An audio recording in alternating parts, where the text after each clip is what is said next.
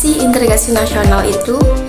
Integrasi nasional adalah penyatuan atau pembauran suatu bangsa sehingga menjadi satu kesatuan yang utuh. Dengan berintegrasi nasional berarti sama dengan menyatukan seluruh elemen bangsa dengan kesederhanaan. Adanya integrasi nasional sangat penting bagi bangsa Indonesia agar tercipta keselarasan bangsa di tengah-tengah keadaan masyarakat yang berbeda-beda. Selain itu, integrasi nasional sangat diperlukan demi keutuhan negara dari berbagai ancaman. Ancaman tersebut juga berpotensi merusak integrasi nasional.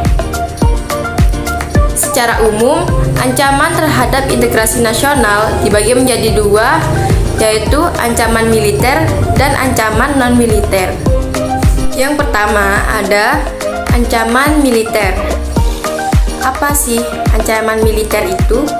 Ancaman militer adalah ancaman menggunakan kekuatan bersenjata yang terorganisasi dan mempunyai kemampuan yang bisa membahayakan kedaulatan negara, keutuhan wilayah negara, dan keselamatan segenap bangsa. Ancaman militer ini dibagi menjadi dua, yaitu ancaman dalam negeri dan ancaman luar negeri. Yang kedua ada ancaman non-militer. Ancaman non-militer memiliki karakteristik yang berbeda dengan ancaman militer, yaitu tidak bersifat fisik serta bentuknya tidak terlihat seperti ancaman militer. Ancaman non-militer bisa berbentuk ancaman terhadap ideologi, politik, ekonomi, sosial budaya, pertahanan, dan keamanan.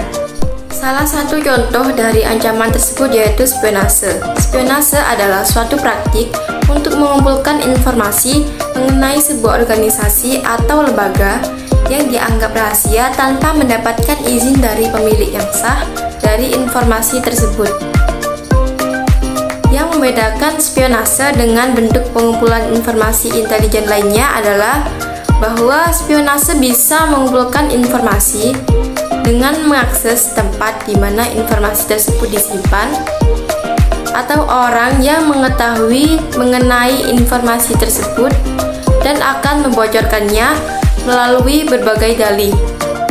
Spionase biasanya dianggap sebagai bagian dari upaya institusional, misalnya pemerintahan atau badan intelijen. Istilah spionase pada mulanya dianggap sebagai suatu keadaan memata-matai musuh potensial atau aktual, terutama untuk tujuan militer. Tetapi kini telah berkembang untuk memata-matai perusahaan yang dikenal secara spesifik sebagai spionase industrial. Pengertian lain disebutkan bahwa spionase merupakan upaya mengumpulkan, mengirimkan, atau menghilangkan informasi yang berhubungan dengan pertahanan nasional. Nah, kali ini saya akan membahas tentang isu spionase yang terjadi di Indonesia, yaitu Sadap Ibu Negara. Kepala Badan Intelijen Negara (BIN) Marciano Norman mengatakan, Australia telah melakukan penyadapan percakapan telepon sejumlah pemimpin Indonesia dalam kurun waktu 2007 sampai 2009. Kepada Badan Intelijen Negara, Marciano Norman mengatakan kepada wartawan bahwa penyadapan ini memang yang terbuka 2007 sampai 2009. Tetapi dari informasi yang kita terima bahwa ada data-data yang terjadi pelanggaran pada kurun waktu itu. Seperti yang dilaporkan Marciano Norman pada saat itu mendampingi Presiden Susilo Bambang Yudhoyono untuk bertemu Dubes Indonesia untuk Australia. Najib Razak menyusul pemanggilan pulang dirinya dari Australia. Pemulangan Dubes Indonesia untuk Australia ini dilakukan Indonesia menyusul dugaan penyadapan komunikasi Presiden Yudhoyono oleh Australia. Lebih lanjut, Marciano Norman mengatakan BIN telah melakukan koordinasi dengan Badan Intelijen Australia. Marciano berkata bahwa Badan Intelijen Negara sudah berkomunikasi langsung dengan Badan Intelijen Australia. Dan dalam komunikasi kami sekarang dan ke depan tidak ada lagi penyadapan itu. Dugaan penyadapan Australia diduga dilakukan setidaknya sepanjang 15 hari pada tahun 2009. Menurut sejumlah media di Australia dan Inggris, penyadapan ini diduga dilakukan aparat intelijen Australia terhadap para pejabat tinggi termasuk Presiden Susilo Bambang Yudhoyono serta Ibu Negara Ani Yudhoyono. Indonesia bereaksi keras dengan memanggil pulang Duta Besar Najib Ripad dari Canberra. Sementara, Presiden Yudhoyono juga meluapkan kejengkelan dengan serangkaian kicauan di Twitter karena insiden ini.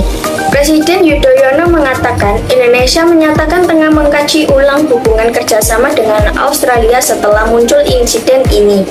Sejumlah kalangan meminta agar Indonesia melakukan tindakan lebih tegas terhadap Australia. Berita penyadapan sudah muncul sejak bulan lalu saat rangkaian informasi yang dibawa Edward Snowden, pekerja kontra intelijen Amerika Serikat, mulai muncul di berbagai media internasional termasuk menyangkut posisi Indonesia. Dalam pemberitaan itu, antara lain disebut Amerika Serikat dan Australia memata-matai sejumlah pejabat Indonesia dengan menyadap percakapan telepon mereka termasuk melalui dutaannya di Jakarta. Reaksi Indonesia menjadi sangat keras setelah muncul daftar pejabat yang direkam pembicaraannya termasuk Ibu Negara Kristiani Yudhoyono. Sekian informasi yang dapat kami sampaikan. Apabila ada kurangnya, mohon maaf. Assalamualaikum warahmatullahi wabarakatuh.